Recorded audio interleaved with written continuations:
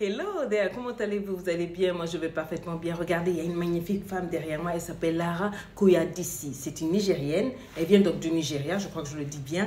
Et elle est auteure et une coach de vie très, très célèbre là-bas au Nigeria. Vous la trouverez sur YouTube.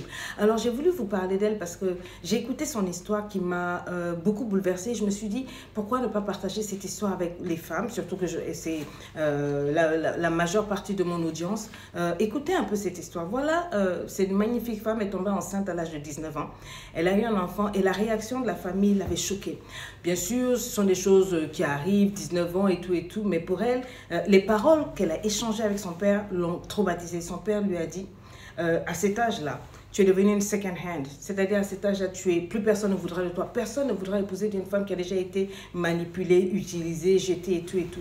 Ça l'a choquée et ça l'a rebellée, écrit avec moi rebellée. Elle a dit, I'm gonna show him something. Je vais lui prouver à cet homme-là qu'il se trompe, que même si j'ai eu un enfant à 19 ans, je vais non seulement me marier, mais je vais bien me marier, je vais être épousable, et puis voilà, et puis il va voir ça. Écris-moi ça, il va voir ça. Et c'est avec ça qu'elle avait en tête qu'elle est partie conquérir l'amour. Qu'est-ce qu'elle a fait? Elle est tombée amoureuse de l'amour, elle est tombée amoureuse des relations. Ce qui fait que pendant toute sa vie, une grande partie de sa vie, elle s'est retrouvée avec 14 ruptures. Elle est rentrée wounded, elle est rentrée brisée, cassée pour des mauvaises motivations dans des relations avec des hommes vague, et elle se laissait faire. Elle laissait les hommes faire ce qu'ils voulaient d'elle, si bien qu'elle s'est retrouvée aussi avec 14 avortements. J'ai bien dit 14, 4, c'est bien ce que j'ai dit, c'est what I said, right? 4, 14 avortements. Quelqu'un va crier, but what? Mais elle était sérieuse. Non, elle était sérieuse parce qu'elle voulait se marier. Vous savez, pour certaines dames, le mariage, it's the cup.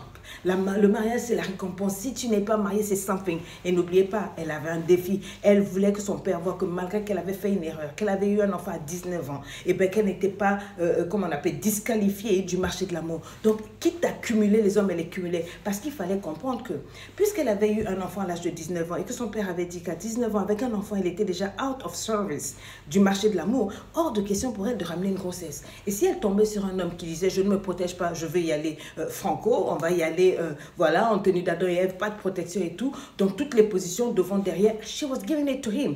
Elle acceptait tout, elle était manipulable, c'était une bénie, oui, parce qu'elle cherchait le mariage. Elle a dit, I am ready, le mariage à la vie, à la mort. Donc ces gars la manipulaient, 14 avortements, accompagné de 14 ruptures. Donc chaque homme, chaque grande relation qui a marqué sa vie, une rupture était attachée. Chaque rupture attachée à un avortement. Ça veut dire ce que ça veut dire. Mais j'ai pas fini. Il y a encore plus à entendre. Je te donne rendez-vous de l'autre côté.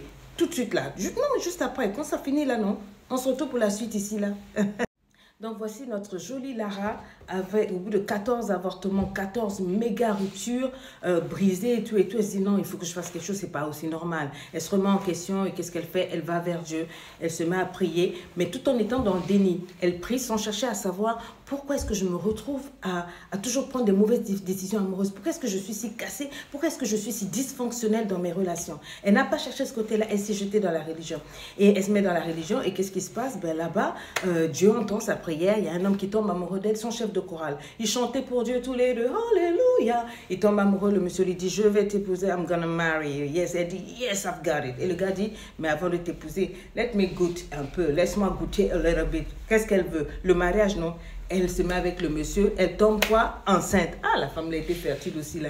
Donc elle tombe enceinte et le gars lui dit, bon écoute, on n'a qu'à se marier tout simplement. Le gars lui dit, hors de question. Je suis quand même une autorité spirituelle ici. Hors de question que j'épouse une femme qui a déjà un bidon ou qui a déjà accouché. Pas question. Moi, ce que je te propose, tu fais un avortement, tu avortes de ce bébé-là. Et juste après l'avortement, je te donne 7 jours maximum. Je viendrai me présenter avec ma famille chez toi. Elle dit, ok, that's cool. Donc elle se met à jeûner, elle se met à prier. Elle y va encore pour un 15e avortement. Et 15 jours après l'avortement, 7 jours après l'avortement, et ben la surprise, au lieu que ce soit la famille qui vienne pour demander sa main, et ben le gars lui dit, je veux pas de toi, moi je veux prendre une autre femme qui n'a pas été utilisée comme toi, etc., etc. Alors elle est découragée, elle est brisée. C'est à ce moment qu'elle commence à chercher et à travailler sur elle-même. Elle arrive au développement personnel, elle devient une grande coach, elle devient quelqu'un qui a une agence de mariage où elle réussit à mettre en couple des milliers de personnes, ça marche. Et puis c'est dans ça qu'elle a réussi à se soigner un peu et puis elle trouve un homme qui décide de l'épouser.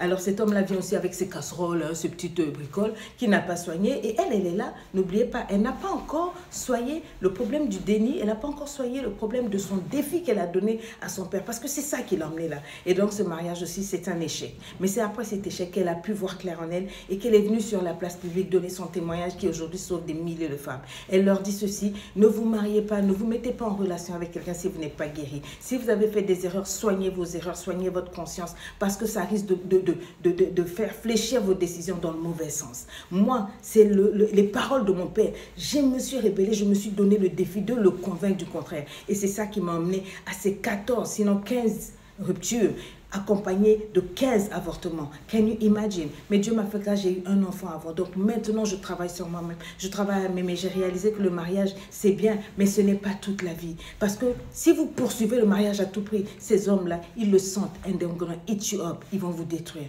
Donc, un conseil, soignez-vous. Moi, je vous attends à LEI parce que c'est là-bas que justement, eh bien, on soigne les vies, on soigne les femmes extraordinaires que vous êtes, qui avaient été abîmées par la vie. Que Dieu vous garde, qu'il vous bénisse.